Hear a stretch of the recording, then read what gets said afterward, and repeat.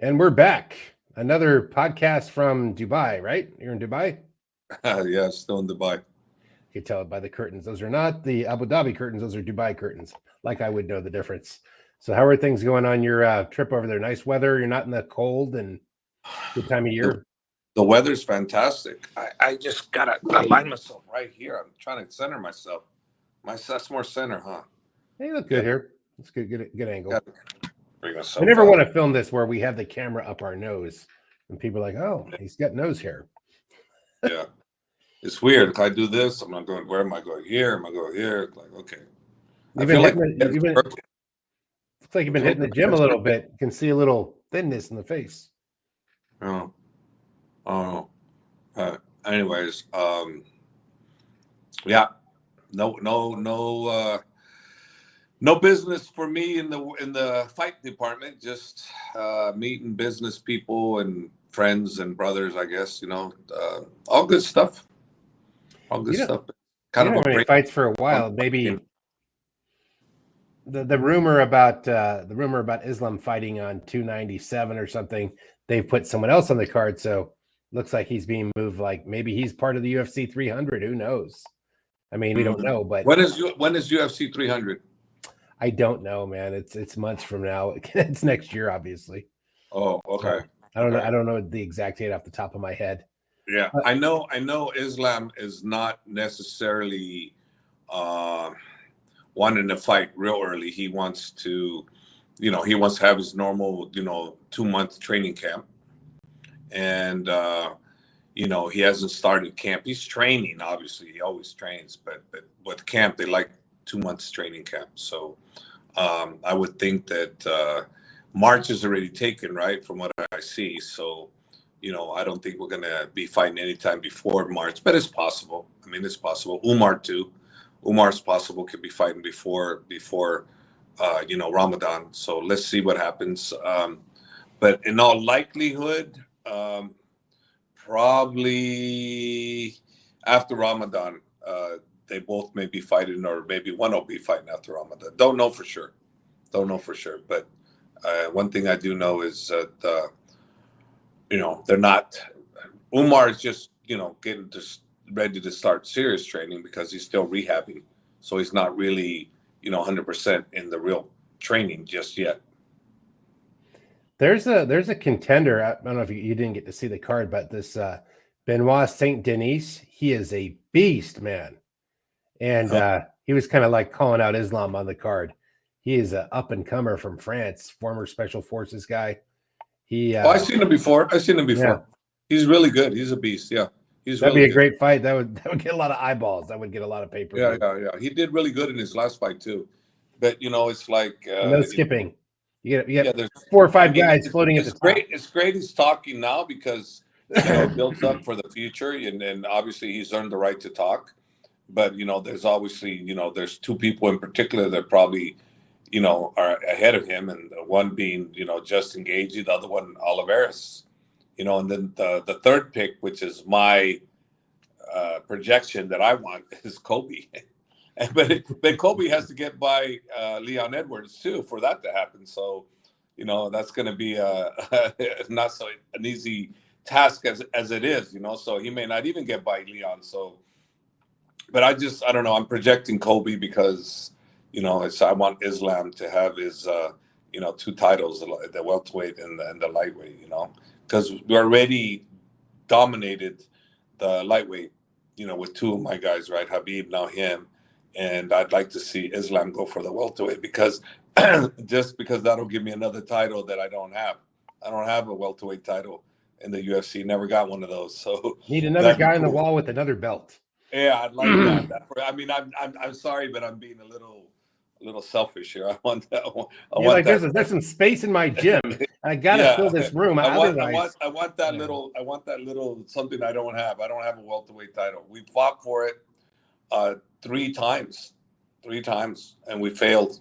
GSP got us every time.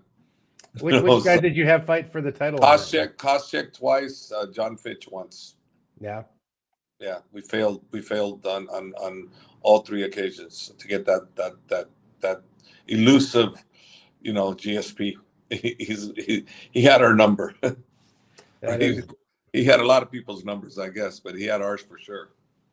that was the one fight that stuck out to me the most was Benoit Saint-Denis, like just monster beast. He wrecked some of the guys that Islam fought like pretty badly. Yeah. And he got this guy who was running away, like he just broke from the clinch, and he got him like running with like a kick while the guy was running away. Just dived like a flying kick Yeah. right to the temple, knocked him out. But I thought it was interesting. Who knows about his grappling? I have no idea. Not really worried. Yeah, but I mean, the bottom line is, he's a guy that obviously we were going to fight, at some point if we maintain our title, So let's see. But like I said, he's definitely not the front runner. He's definitely a contender. But there's also Armand too, right? The other guy that he had a close fight with. He's been chasing him too. So, there's about three guys outside of Oliveras and Justin Gagey, that are in line, So let's see. I know, like I said, I'm projecting. I want Kobe because I think that'd be great. Well, you get Charles, you get Gaethje. I mean, you got a lot of guys at the top floating around. And what's his name? Who's trying to get out of? He's holding out for Connor. I can't think of his name. The former Bellator fighter. You know what I'm talking about? Chandler. Michael Chandler. I mean, Michael Chandler threw a great promo, and he wants some. Hey, Michael Chandler did everything he needs to do. He's fought everybody, and let him make his money, man. Right. I'm all for him. He throws exciting fights. Michael Chandler's a great fighter. He's a former champion, and he's must see TV. Yeah, that would be pretty interesting to see how it all shakes out. Well, it gives us something to look forward to. So Tom Aspinall, you gave me great insights on him. Like he boxed, he trains with Tyson Fury. He's already at that level with his hands, and his speed was definitely tremendous. Yeah. And you had Pavlovich train over at the AKA gym before this, right? Like Sergey trained with us, and of course I was going for Sergey. I can never go against Sergey, even though I would have thought as Tom would be the favorite, but I can't go against Sergey. I still wouldn't go against Sergey, knowing that still Tom could get him. If they fought again, I'd still go with Sergey because I don't go against people that I know and I've trained. Just can't. I can't. Yeah. I'll go for Sergey again. That's just the way it is. It's not like, no, I'm going to choose Tom. No, I'm not. I'm going to choose Sergey. That's it. Tom has the foot speed. It's foot speed versus power. That's but he has power too. But he's good, man. He's good. I told you. Yeah. I seen him as a world champion. I seen Sergey too. But can they beat John Jones? They have a chance. I favor John Jones, but who knows? I mean, I'm no expert, because I don't train either one of those guys. And with Sergey, I knew he could knock out Tom, or Tom could knock him out. Tom could take him down, submit him. I knew there was a lot of potential ways that Sergey could lose. And man, he got knocked out. Really, I mean, that was a knockout. That was no questions asked. That was a knockout. He got knocked out. And hey, congrats to him. I mean, those guys worked their whole life for that great glory moment, and when it comes, it's like they cherish what they have. There's an adrenaline that goes through them that only a fighter that's been there can explain that to you. I know what it's like to have that raw energy go right through you when you accomplish something like that. It's an unbelievable feeling. And I think my personal belief is that's why a lot of people have a hard time retiring, because that feeling, that victory feeling when you're in that ring or that cage, it's an endorphin high like you wouldn't believe it. And I had a tough time with it too when I retired. I was kind of tough to give up that high, because nothing else in life I've ever experienced has that same kind of high.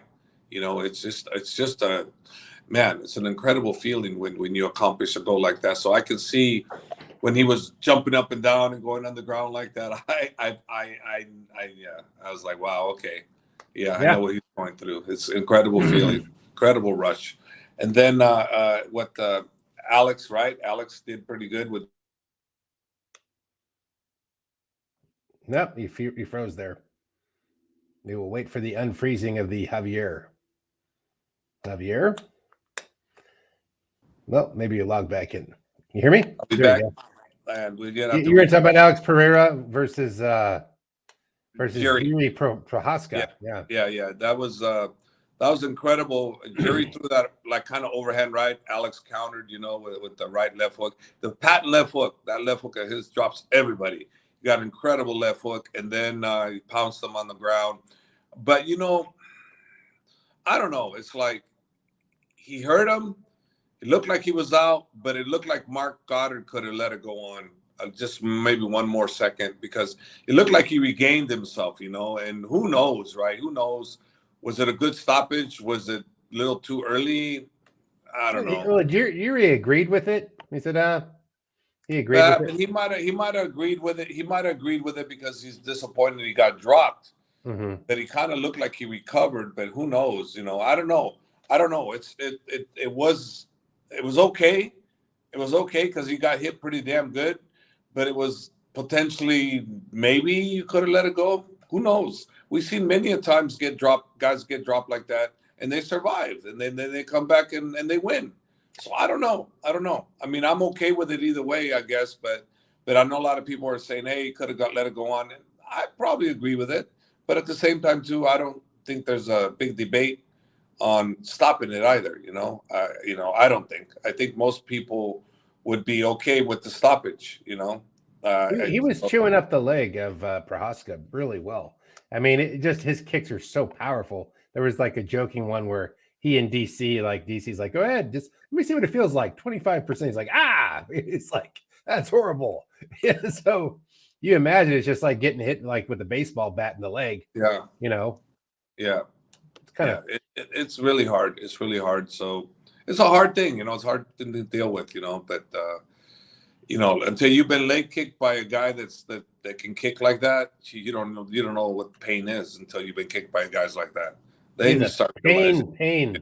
Yeah.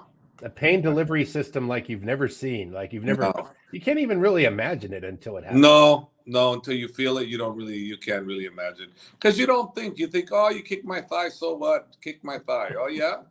Yeah, shit. Get kicked by a guy that knows how to kick, and you'll be thinking different. Or check one of these leg kicks, check with a guy that's got a really hard shin. And see what's going to happen if you don't have hard shins. So you see how you're going to feel. See how you're just going to go a shock right through your whole body. It's no joke, man.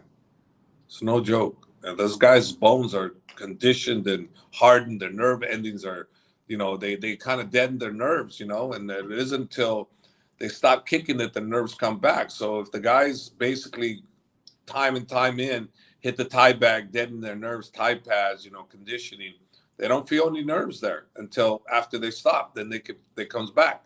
But I know because there was points there where I didn't feel nothing, Right. But then when I stopped kicking, all of a sudden, oh, my shins, they hurt. You kick the bag, you feel the pain because the nerves. You got dead in the nerves again.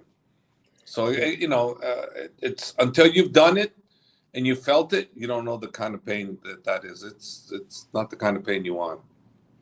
Well, I mean, he definitely won that fight.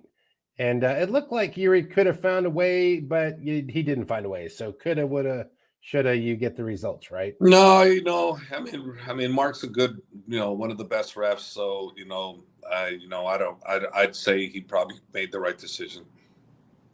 Yeah, the only big fight on the horizon, the big official pay-per-view, you've got Leon versus Covington, Pantoja versus Rival, and Shavkat, yes, versus Wonder Boy. That'll be very interesting. But here's an interesting one. Tony Ferguson versus Patty Pimblett. And Tony Ferguson's been training with that former Navy SEAL that's like runs those 200-mile marathons. Yeah, David Goggins. Yeah. Goggins, yeah. Well, the thing is with that, David training with David Goggins, it's a fantastic mental training. And I understand the concept, and let's wait and see what happens, because Patty the Batty he's a decent fighter, and Tony, in all by all experience and who Tony was, should steamroll through Patty. And if he can't do that, then maybe it's time to say something else, because Patty's good, but he's not great. But He's do not you great. think a lot of Tony's recent failures come down to, and not like a bad failure? I mean, he certainly put out A for effort, and he's great technique and doing good at some points in a lot of these fights. But like, do you think there's a mental block?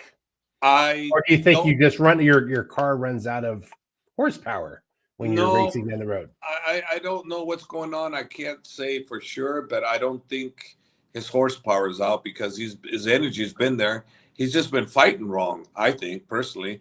And I don't know. I'm not in the camp, so. Well, here's the thing. He was winning for a while with whatever he did, but then whatever he used to do stopped working, right? Yeah. You kind of took off for a second. You might. Yeah, I know. Hold on then. Dang it. Are you there? Yeah, I'm here. I can hear you. You're in the dark. Yeah, you can hear me, but you can't see me. I don't know how to get you back on here, man. Is your camera? Let's log back in, log back out. That could do it. We will wait for Javier. Tony and Goggins, right? Yeah, we're just wrapping up Tony and Goggins here. So just the idea of any fighter looking to make a comeback, it's kind of like you think the movie Rocky, right? Rocky's down and out, number 2, and then his former the guy he fighting goes, "You need to get back to the streets. You get too rich. I'm going to take you to the tough part of the town," and all that. That from that perspective, this guy knows how to push you to the end. The question, like everybody else, we have to answer is, did he push you too far? He's not a fighter. No, he he's has a fighter, but with a gun. Yeah, he has the mental, capabilities of taking to the end, and make you not quit. But at what energy level? Do you have the right type of energy that's going to last in an MMA fight? Or are you too burned out by the time you get to the fight? I don't know. That my only question is, when you're training like that till you puke, like he was doing, I'm not so sure that that's going to be very beneficial for him. It could be, because if the mind overcomes it, it could be a great thing for him. I get one thing we're going to see is come fight time, we'll know if it works or not. And if it works, guess what? You know what everybody's going to be doing? They're going to be training that kind of way, except not all the fighters are going to want to train that hard. That's pretty hard. I don't think they're going to. See, I always wondered, because I did work out with some of those guys when I was in the Navy. And you're talking extreme workout. I've seen what you guys do in the gym. I'm like, we did a lot more calisthenics, but we didn't do the fighting. So that makes a difference. The grappling sucks so much oxygen compared to doing 1,000 push-ups. You can do 1,000 push-ups, or you could do and break them into sets of 10. Yeah, but the beautiful thing is Tony knows how to fight. Right. He knows how to fight. So if you can get mentally there and he's in shape, he's not burned out, he knows how to fight. So if the mental's there, and maybe that's what he needed. I don't know. I mean, this could be the guy that he needed. It's part of the philosophy is the mind can do 10 times more than the body will let it. That's what they teach. He could be right on track with this guy. He could be right on track. Right. So let's see. Let's give the guy a shot. I mean, what else has Tony got to lose, right? 7 in a row? He's lost 7 in a row, or something like that, 6, 7, something like that. All right. So what has he got to lose? Nothing. David trained another fighter who won recently. I forget the exact. I'll look that up real quick. But it's interesting. He didn't train him in fighting. He just, mental preparation. No, he can't train people in fighting. He's not a fighter, but he can definitely train fighters. He can train fighters because he's a fighter, but you can't train him in fighting. You could just train. And if you guys understand the concept I'm trying to say, it's the mental part of fighting that he can train. The not giving up, the keep pushing. You can train a fighter in those particular areas that make him a better fighter. Yeah. Well, like I told you, I have a friend who's a coach in pro tennis, and he's like to push them on their footwork to make them good, but he doesn't know how to throw the swing the racket or make the serves. Well, it's like for me to say, this guy, he can't, that's bullshit because look at what I do. I don't have jujitsu knowledge. I don't have wrestling knowledge. But why am I successful with my guys? Because of work him here. That's why I'm not against David Goggins coming and doing what he's doing, because I know the mental part. That's how I tell people. I have created many, many champions, not on the technical side, on the mental side. So if this guy is a big mental guru, like they're saying, then let's see what he can do, because obviously he's a fanatic in training, but how is he on transforming his students into champions? I don't know that. I don't know anything about him like that. I just know he does crazy stuff. But does that make him a champion at what he does? And other athletes? Is he a champion against other athletes? Is what I'm saying. Or is would he be an does MMA crazy fighter? Not stuff? necessarily. No, not even close. That's a whole different skill set. That's what I'm saying. Yeah, That's what I'm saying. So is he a champion against other competitors, or just a champion within himself, which is great. But again, you're competing against yourself. So Tony's already a fighter, though. So maybe that edge that he's going to give Tony, maybe it's a good edge. I think it'll shut down all the noise. If there's any noise in his head, it shuts down all these extra "you can't do this" voices. That's what it does. Well, I know that Tony's very unorthodox on how he goes to training. So this could be a welcoming new way for him to train. Could be. I would like to see him successful in this fight. That would be it would be nice. We all got to see for the underdog on the last leg. We've seen too many guys go out like 4 or 5 fights, 6 fights, knocked out, the last 3 all the way, just knocked out the door. You know? Let's give him a shot. Let's see what happens. I mean, I'm rooting for him. Patty's a great entertainer, and for me, if Patty is going to be the real thing, he's going to have to get through Tony and make it look not so difficult to do. But I don't think that's going to be the case. I think that he's got his hands full, and it may be a little too much for him, if you want my opinion. Well, it could be a little too much for him. It could be a little too much, but let's see. I definitely think this will tell us a lot about Tony if he's really met his last best days now. Maybe they're behind him. I don't know. Let's see what happens. Dana's done right by him, though. Keep him around. Well, you go either way. I mean, it's not damage. Look, it's not being right by him. It's right by them. It has nothing to do with him. They're not taking care of him. They're taking care of them, because anybody that can hurt their brand by getting their eyeballs somewhere else, they're not going to let them go. They're stupid. That's not how you run a business. You don't let somebody that's going to steal eyeballs go somewhere else. Like, you think they really want to let Nate Diaz go? Not really. They just didn't have much of an option. So, so Tony, he's not somebody that they want to let go till they take out the life out of him, where he's not much value to anybody else. If they can control it, they'll control it. But that's the way all good companies do. They're not going to let someone go if they can keep them. So why let Tony go when he's still valuable? Yeah, he lost 7 rounds, but he's a star. It's an interesting note, like, to talk about that. Somebody leaving, Francis Ngannou leaving out of the top of the fight game, going over, looking good against world champion heavyweight boxing. Judging went against him, but the look and the takeaway, he looked more dominant. But, I heard that the pay-per-views were not so spectacular based on what I read. Well, it's because of when they were over there. The pay-per-views are in the morning, bro. It's the Saudi Arabia. Come on, the time was a big difference. I think now if they do a rematch, I think Ngannou I think is on the A side now. If you want my opinion, based on, I didn't see the fight, but based on what I hear from everybody and what I read, he's the A side, and now he calls the shots. He doesn't. You don't tell him, oh yeah, we want to fight. No, he'll tell you who he wants to fight. He's the A side now, whether it be with Fury again or whoever. Ngannou just proved to be, in my opinion, the most dangerous, overall combat athlete of all, in all divisions. He proved that. No one's ever done what he did. No one. I mean, Conor, what'd he do? He went in with a retired Floyd Mayweather, and Conor basically got taken out in the 10th round, but he was carried. he was carried.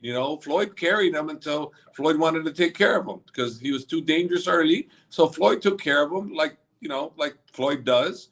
But again, Floyd wasn't at his best. He wasn't the current guy. This guy was the current lineal best fighter, heavyweight in the damn planet for the last decade or so. Yeah. So, and then there's no in betweens. There's no. Yeah, no in between. He was the guy. Everybody knew he was the guy. I knew he was the guy. Everybody knew he was the guy. He knew he was the guy. So for Ngannou to do what he did is a huge, huge, huge step in the right direction for him. Yeah. He made himself into a bigger star. Now I think more people are going to watch Ngannou. I think, he said he's going to do MMA. He's going to do this, going to do that, but he can write his own ticket. He can do whatever he wants. Well, he's set no matter what if he never fights again. I think that fight kind of was a lifetime worth of income kind of situation. It could be. I don't know. It depends on your spending habits. He made 20 to 30, I would think. Probably 30, right. Probably more correct. 30 and up, I would think. But I don't know. Boxers, tend to have probably, Fury probably made 50 or so or more. Yeah. They make a lot more money. You're not making that kind of money in the UFC. No way, not going to happen. They're going to control the narrative of what they want. And hey, no matter what I say, no matter what you say, they're running a great company. They know what they're doing. And hey, you want to beat them, then beat them. But they control the A side. They're going to get the A side. No one's going to give you what you think you're worth, this and that. They're going to keep what's good for the company. That's what company people do. So, don't think I'm against the UFC. I'm not. They're doing a great job for the company. They're doing what they need to do to make the big money. And but overall, the only people that can make more money than what the UFC gives them is the pay-per-view stars, not anybody that's the main eventer who's going to make big money going somewhere else. No way. Only the pay-per-view stars. Because Logan Paul said, I'm done, I'm retired. And there's no more money left in it, in this YouTube boxing after his deal with Dillon Danis. So who knows? Yeah, but come on, if something builds up enough over time. Who wants to watch Dillon Danis fight anybody anymore after what he just did? Right. And then his comments regarding, I'll fight the UFC. When you guys got cut for Bellator for fighting guys that were probably not even in anybody's league, guys that you probably smashed. They weren't even in his league, He didn't want to, I'm assuming Bellator cut him because he didn't want to fight nobody, and so they cut him. So you get cut after that. And now you're talking about, I want to fight in the UFC. Yeah, right. Mm-hmm. You got cut from Bellator, buddy. The UFC don't want nothing to do with you. And now you're saying that the UFC, you don't go in the main UFC, that you won't fight the contenders is beneath you. It's like, really beneath you? I mean, I understand you're a good jiu-jitsu guy. You're a good jiu-jitsu guy. You're not an MMA fighter. Yeah. It's not beneath you. You just, he's a great hype guy. He's really good. He's good at creating hype. He really is. He knows how to market himself really well. Agreed. So I give him an A+ for that. But the fact that my respect for him is not there only because he doesn't take the sport serious. Like Jake Paul. Jake Paul has huge respect for him because he's boxing, but he's doing everything a boxer's supposed to do, and he's training properly. So I have huge respect for him. But anybody that's coming into the sport and they don't respect the sport, I'm not going to respect them. I'm not going to have respect. And I don't want to watch him. Yeah. I don't want to watch him. So I'll never watch Dillon Danis anything until he takes the sport serious. Then I'll watch. But if he doesn't, why do I don't want to see a train wreck, Right. Why do I want to watch a train wreck? Go watch Oprah or something. I don't know. Yeah.